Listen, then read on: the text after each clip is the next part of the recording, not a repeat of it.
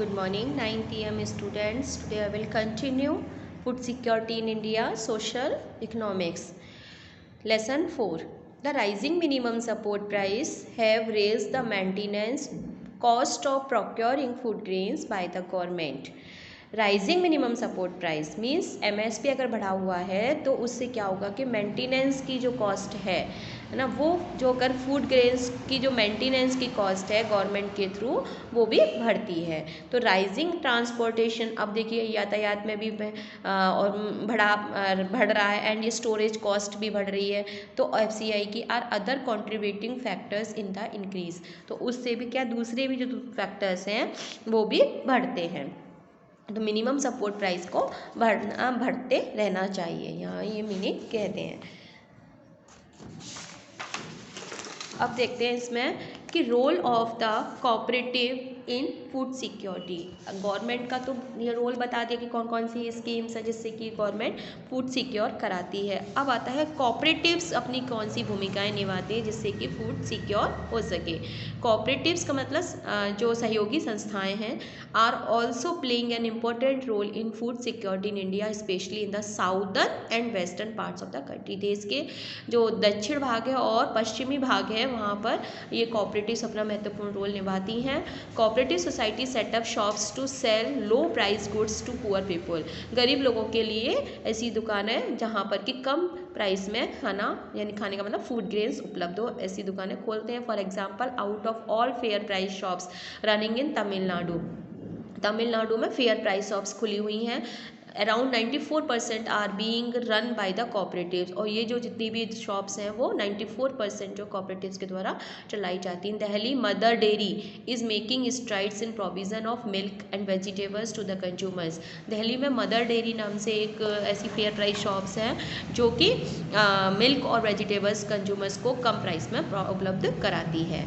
Amul is another success story of cooperative in milk and milk products from Gujarat. Gujarat में जो अमूल है ये भी अपने फिक्स प्राइस में और कम प्राइस में जो है दूध है और दूध की जो प्रोडक्शन है वो भी प्रोवाइड कराती है। It has brought about the white revolution in the country. These are a few examples of many more cooperatives running in different parts of the country, ensuring food security of different sections of society. Next, in Maharashtra में Maharashtra academy of development science has facilitated a network of NGOs for setting up grain banks in different regions. ADS मतलब academy of development science, organizing training and capacity building programs on food security for NGOs. Grain banks are now slowly taking shape in different parts of Maharashtra. Maharashtra में grain के banks बना दिए गए हैं जहाँ पर कि कम प्राइस में जो है क्या अनाज उपलब्ध कराया जाता है लोगों के लिए, पुअर पीपल्स के लिए। ADS effort to set up grain banks to facilitate replication through other NGOs and to influence the government's policy on food security are thus paying rich dividends. The ADS Grain Bank program is acknowledged as a successful and innovative food security intervention.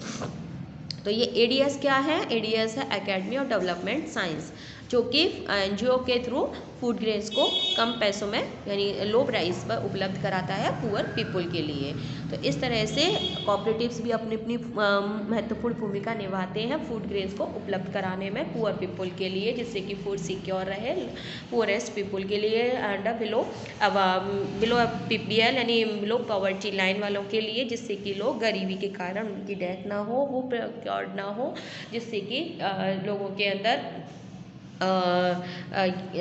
Hunger ना हो, लोगों के hunger से ना उनकी death हो और nutrition value उनको मिलती रहे। तो ये गवर्नमेंट कंफर्म कराती है। तो इस तरह से ये चैप्टर फिनिश हुआ कि फूड सिक्योरिटी इन इंडिया की भारत में कैसे गवर्नमेंट और कैसे कोऑपरेटिव्स अपनी अपनी भूमिका निभाते हैं जिससे कि फूड को सिक्योर कराया जा सके। तो इसमें हमने 2-3 चीज़ें पढ़ी कि फूड सिक्योरिटी कैसे कराई जाती है, कि अवेलेबिलिटी ऑफ फूड, इसमें फैक्टर्स हैं, accessibility of food, availability of food और अफोर्डेबिलिटी ऑफ फूड।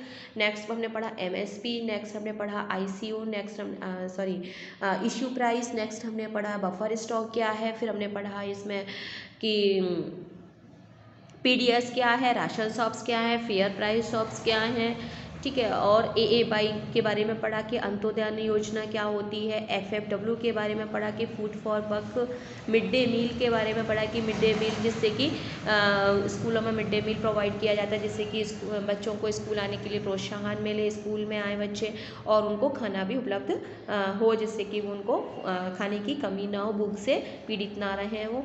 तो ये सारे इसमें पॉइंट्स थे।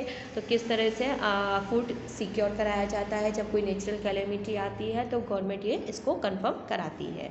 Thank you, have a nice day.